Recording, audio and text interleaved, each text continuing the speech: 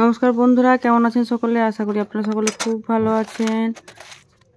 আজ আমি শেয়ার করব আমার সব থেকে প্রিয় শীতকালীন খাবার, বলতে গেলে সমস্ত বাঙালিরই প্রায় প্রিয় শীতকালীন খাবার হলো কড়াইশুঁটির কচুরি আর মটরশুঁটি দিয়ে আলুর দম। এই শীতকালে তো বাজারে প্রচুর ফ্রেশ কড়াইশুঁটি পাওয়া যায়, আর তাই দিয়ে বানিয়ে ফেললাম আজকে সন্ধ্যার জলখাবার। এই কড়াইশুঁটির কচুরি ছোলার ডাল দিয়েও খাওয়া যায়, কিন্তু আমার আলুর দম দিয়ে খেতেই বেশি ভালো লাগে, তাই বানিয়েছিলাম আলুর দম আর কড়াইশুঁটির কচুরি। এই কড়াইশুঁটির কচুরি বানানোর জন্য প্রথমে বাজারে ফ্রেশ কড়াইশুঁটি সুন্দর করে ছাড়িয়ে নিয়েছিলাম।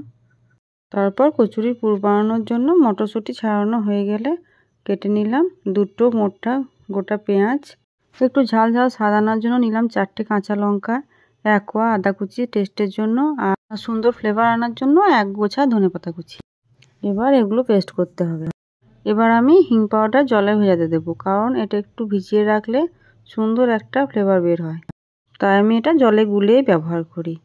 এই যে এবার নিয়ে নিলাম আমি 1/2 চা চামচ মতো হিং, অর্থাৎ চামচের উল্টো দিকে আমি দুবার নিয়ে নিলাম, তাহলে মোটামুটি 1/2 চা চামচ হয়ে যাবে।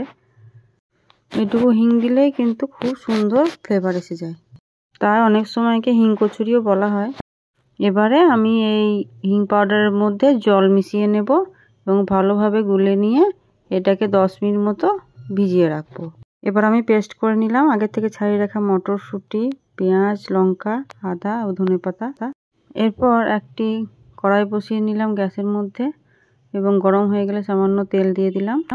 আর তেল গরম হয়ে এলে মটরশুঁটির পেস্টটা আমি কড়াইয়ের মধ্যে দিয়ে দিলাম। আমি বেশি তেল ব্যবহার করিনি, সামান্য পরিমাণ তেলই দিয়েছি, যাতে পেস্টটা দিয়ে নাড়াচাড়া করার সময় কড়াইয়ে ধরে না যায়। এবার গ্যাসের আঁচটা মাঝারি করে দিয়ে এটা নাড়াচাড়া করে ভালোভাবে মিশিয়ে নিলাম। এরপর এর মধ্যে দিয়ে দিলাম 1 চামচ লবণ আর একটু মিষ্টি স্বাদ আনার জন্য 2 চামচ চিনি। ময়দা ছানার সময় লবণ দিয়েছিলাম বলে লবণটা অল্পই দিলাম। এবার দিয়ে দিলাম 10 মিনিট ভিজিয়ে রাখা হিং পাউডারটা। এবারে সব কিছু নাড়াচাড়া করে ভালোভাবে মিশিয়ে নিয়ে গ্যাসের আঁচটা মাঝারি করে দিয়ে নাড়তে থাকলাম। তারপর নাড়াচাড়া করে পুরটা যখন বেশ ঘন হয়ে এলো তখন ঠান্ডা করে এটা ঢেলে নিলাম।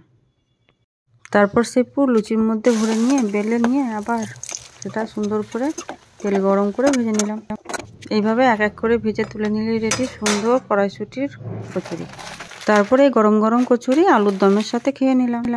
এই যে ভিতরের মটরশুঁটির পুরগুলো এত সুন্দর হয়েছিল এবং এত টেস্টি হয়েছিল যে শুধুই খাওয়া যাচ্ছিল। তখন মনে হচ্ছিল আলুর দমও প্রয়োজন নেই, শুধুই খাওয়া যাবে, কিন্তু আলুর দম যখন বানিয়েছি আলুর দমের সাথেই খেলাম। এইভাবে আপনারাও খুবই সহজে বাড়িতে সুন্দরভাবে সকালে বা সন্ধ্যাবেলা জলখাবারে বানিয়ে নিতে পারেন কড়াইশুঁটির কচুরি। এইভাবে কড়াইশুঁটির কচুরি বানিয়ে বাড়ির সবাই মিলে আনন্দ করে খেয়ে শীতের আমেজটা সুন্দর উপভোগ করতে পারেন। আর আমার এই রেসিপিটি কেমন লাগলো অবশ্যই কমেন্টে জানাবেন এবং ভালো লাগলে অবশ্যই লাইক শেয়ার করবেন। আমার পাশে থাকতে অবশ্যই আমার চ্যানেলটি সাবস্ক্রাইব করবেন। ধন্যবাদ বন্ধুরা, আশা করছি আপনারা খুব ভালো থাকবেন। দেখা হবে আবারও পরের ভিডিওতে।